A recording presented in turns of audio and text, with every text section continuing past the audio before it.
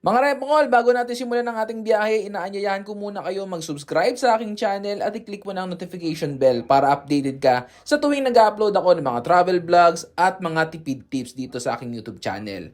I-follow mo na rin ako sa TikTok dahil nag-upload ako ng mga mini vlogs natin dyan.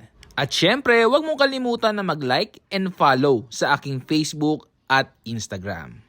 Yun lang, let's get back into the video. Another day, another vlog. What's up sa inyo mga repakol? It's your boy Kuya Totoy and we are here. Nakalad na tayo sa Puerto Princesa. So today pala sa trip na to, hindi tayo sa Puerto Princesa, dadaanan lang natin to. Ang pakay talaga natin sa Palawan ay pupunta tayo sa El Nido. Doon tayo mag-i-stay ng 4 days and 3 nights. So, naging smooth naman yung process namin kanina. Sobrang dali lang dahil domestic lang naman yon. Wala naman masyadong mga pinagdaanang process. Ang ginawa ko lang talaga is early check-in sa Cebu Pacific, sa online check-in nila. So, ayun, pagdating namin sa airport, ang ginawa lang namin, hinanap lang namin dun yung boarding gate namin. And then, hindi na kami nag-check-in dun sa mismong counter ng Cebu Pacific. Dumiretso na agad kami dun sa boarding gate namin. Yun, ganun lang kasimple. And wala naman ding binayarang travel tax since domestic lang naman to. So, mga repokol, meron kayong dalawang options kung paano kayo makakapunta sa El Nido. Ang first option ay pwede kayong mag-book sa kahit anong airlines. Pero dito kami sa Cebu Pacific at naglanding kami sa Puerto Princesa. Welcome to Puerto Princesa! Nandito na kami! Around 5,000 pesos nga pala yung binayaran namin. Round trip ticket na yun. Ang nakikita ko lang na disadvantage nito ay aabutin kayo ng higit kumulang 5 hours na land travel mula Puerto Princesa to El Nido. Sa amin, okay lang dahil naka-early flight naman kami. Naglanding kami sa El Nido ng 5:30 a.m. Paalala lang na ang inyong daraan ng mga lugar ay puro pa-zigzag. Kung kaya naman, kung kayo ay mahihiluhin, ay siguraduhin nyo magdala kayo ng gamot o candy para kontrahilo. By the way mga repokol, pwede pala kayo mag-book ng inyong van transfer from Puerto Princesa to El Nido sa Klook. Just use my promo code Kuya Totoy to get your discount. Ang second option ay pwede kayong mag-book ng inyong direct flight from Manila to El Nido at ang landing nyo ay sa Lio Airport. Meaning, sa El Nido na mismo kayo magla-landing. Hindi nyo na kailangan mag-land transfer. While this option is convenient, hindi siya for budget travelers kasi aabutin kayo ng mahigit 10,000 pesos round trip ticket. After 5 hours mga repokol, nandito na kami sa El Nido. Naghintay lang kami ngayon ng sasakyan namin trike papunta sa aming hotel. Ayan, nakakangalay yung nakaupo lang. Ang cute ng tricycle oh. Let's go.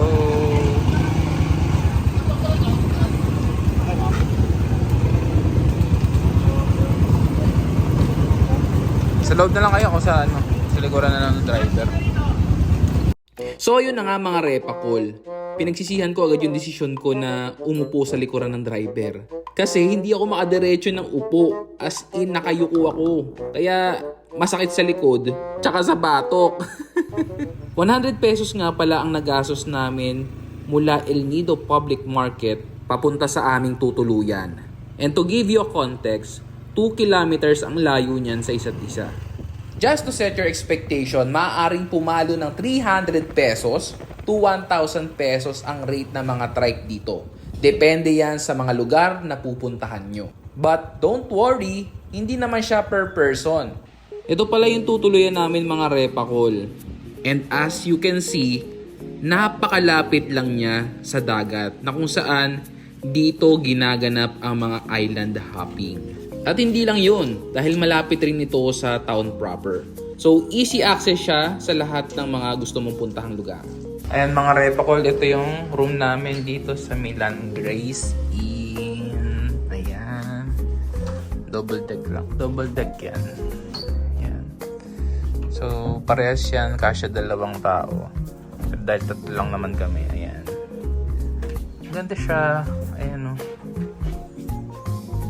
Dito naman, katabi na niya yung CR. Tapos meron ditong bintana kung gusto mo sumilip sa mga dumadaan na tao. Ayan. Dumadaan na tao. Ito na yung CR niya. Simple lang siya. Simple lang. Ayan. Most of the time, tutulugan lang naman namin ito. Kaya okay lang kahit simple lang siya. Ayan. On the way naman kami ngayon sa Leo Beach, mga repakol. Mag-swimming tayo doon at mag-relax at kakain. Ayan. Meron ako kasama dito, takot mainitan. Dahil sa kanyang gluta. Maghanap lang kami ng masasakyan tricycle, mga repakol. Nakakatuwa rin pala mga repakol dahil 3 minutes walk lang ang layo ng terminal ng tricycle mula sa aming hotel. At ito ang makikita mo, breathtaking view. O, diba?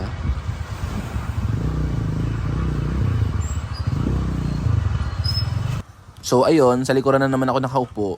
Wala eh, tinadhana na yata talaga ako maging backseat rider sa buong trip na to. By the way mga repakol, 300 pesos nga pala ang nagastos namin sa tricycle na to. Ang biyahe namin ngayon ay from El Nido Town proper to Leo Beach.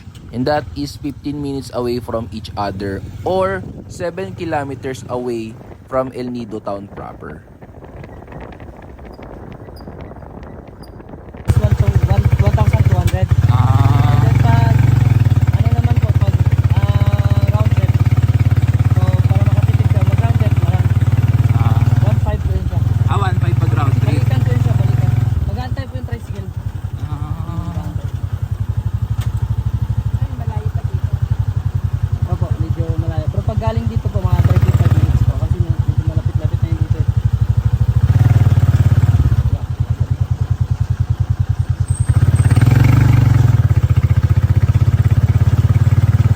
Ayan, nandito na kami sa Leo Beach. Ayan. Dito tayo ngayon mag-explore at kakain ng ating merienda at lunch. Mainit. Grabe ang init.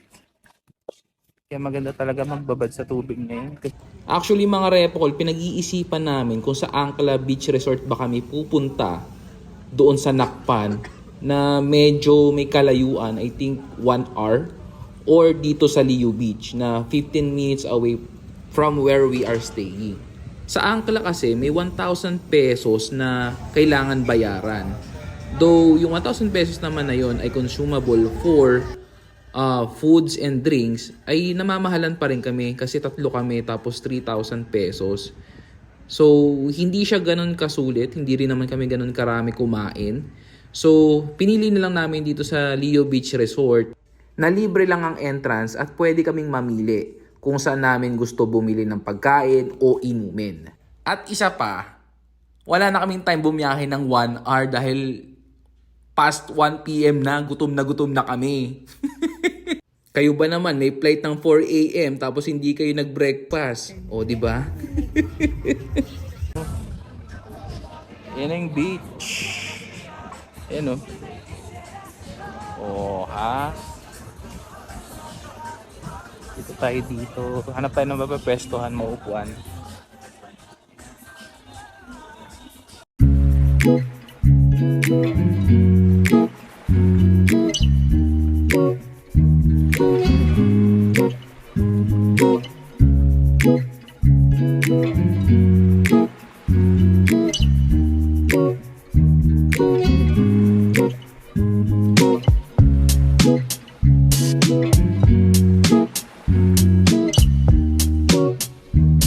After a few minutes ng paglalakad ay dito kami dinala ng aming mga paa sa Globies. Actually, mas mura na dito mga repakol kumpara sa mga restaurant na katabi nito.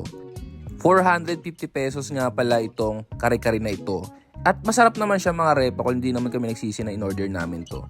Lasang-lasa talaga yung peanut butter at yung ginamit na karne ay napaka-crunchy. At ang pinaka nagustuhan ko ay ang generous serving ng kanilang gulay. Kaya 5 out of 5 sa akin to. Itong 290 pesos naman na hamburger with fries ay napakasarap ng patty. Pero yung tinapay, hindi siya toasted kaya 4 out of 5 lang sa akin to. Tignan natin yung price nila guys. Ito yung price nila, real potato. Up. Init pa. Walang daya. Patatas talaga. I keep waiting for you to call. I'm thinking that I'm gonna need a miracle. Wasted again. I tell my friends I'm feeling like you're coming 'cause I feel the sun.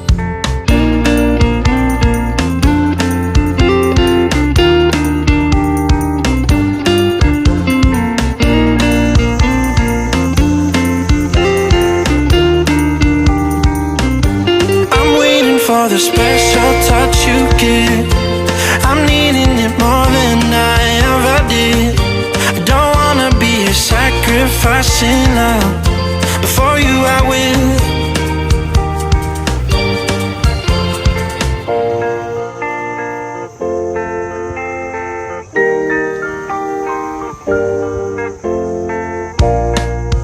The reason kaya ako pumunta rin ng Palawan kasi ito yung isa sa mga pinapangarap kong puntahan na lugar. Talaga nung nagsisimula pa lang ako magtrabaho. Sabi ko sa sarili ko, kapag nakapag-ipon ako, pupunta ako ng Palawan sa El Nido, no? Nakapunta na ako sa Boracay. It's one of my dream destination as well. May mga napuntahan na rin ako mga international country, pero iba pa rin talaga yung mga yaman ng Pilipinas, yung ganda ng Pilipinas. May mga undiscovered, merong mga hindi masyadong napupuntahan na lugar na deserve naman ng recognition. Lalo na tong Leo Beach, no? Tagal na rin simula nung hindi ako pag-swimming sa dagat. Kaya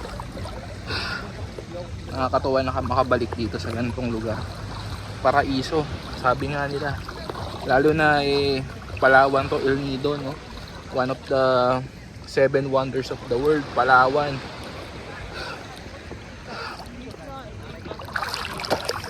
Pahinga to, pahinga.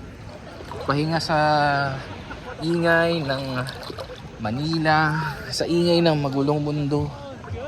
Yung paglangoy-langoy dito, pagtampisaw sa dagat. Ang saya, nakaka-relax mga repakol. Kumpara sa Boracay mga repakol, konti lang yung tao dito. Hindi siya masyadong crowded dito sa Leo Beach. Ayan, konti lang yung tao nagsiswimming, kaya nakaka-relax pa rin. Mamaya puntahan rin natin itong ano na yan, yung parang kulay na yan. Curious ako ano ba yung ano niyan ano ba yung purpose niyan, kung Instagrammable spot lang ba yan o may purpose siya. So mamaya lalakarin natin yan. Alam nyo mga repakol, dito ko na-realize na sobrang busy ko pala sa mga problema ko. Sobrang busy ko sa paghahanap ng mga solusyon sa mga pinagdadaanan ko ngayon. To the point na nakakalimutan ko ng bigyan ng oras ang sarili ko. The more na pinoproblema ko ang problema, mas nililimitahan ko ang sarili ko upang maging masaya. Minsan, kailangan lang natin huminga at magpahinga. Takasan ang mundong maingay at panandali ang maging masaya sa ating buhay. Kaya kung umabot ka sa part ng video ko na ito, ay gusto ko lang sabihin sa'yo na proud ako sa'yo. Na kinakaya mo araw-araw. Huwag kang susuko. Laban lang. Sa video. Ayan mga repa, kung nandito kami ngayon sa parang bridgeway dito sa Leo. Maganda mag-picture dito, sunset. Ayan o. Ayan yung view. Kita nyo yung buong dagat. At saka yung mga bundok. Ayan. So bago tayo umalis ay mag-picture muna tayo dito.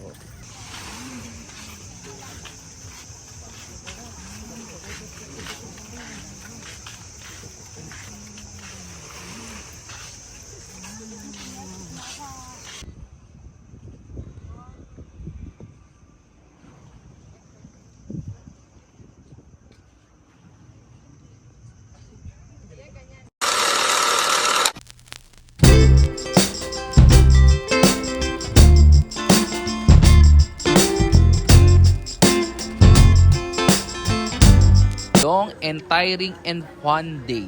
Dito kami kumain sa Vibes Resto located sa El Nido Town proper. Ang in-order ko nga pala itong vegetarian rice bowl. Meron yan talong, merong tofu at marami pang iba. 150 pesos lang yan mga repakol. Ang in-order naman ng girlfriend ko ay ang pork bowl which is 200 pesos. At nag-order din siya ng calamansi juice na 110 pesos. Let's eat! Veggies.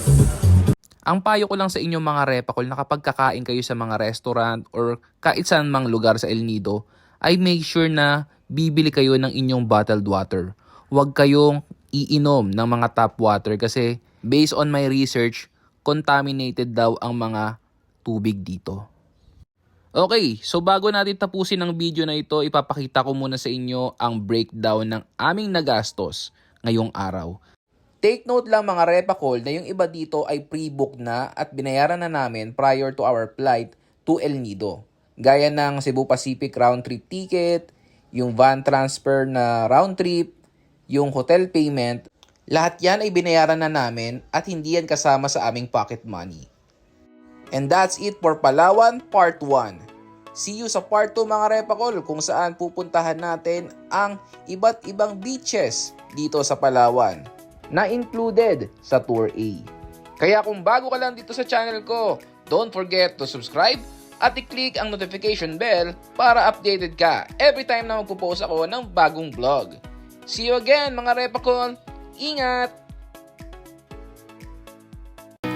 Ako ay kapitbahay nyo, laging handang tumulong sa inyo. Kilala nyo ako, ako'y isa sa kapitbahay.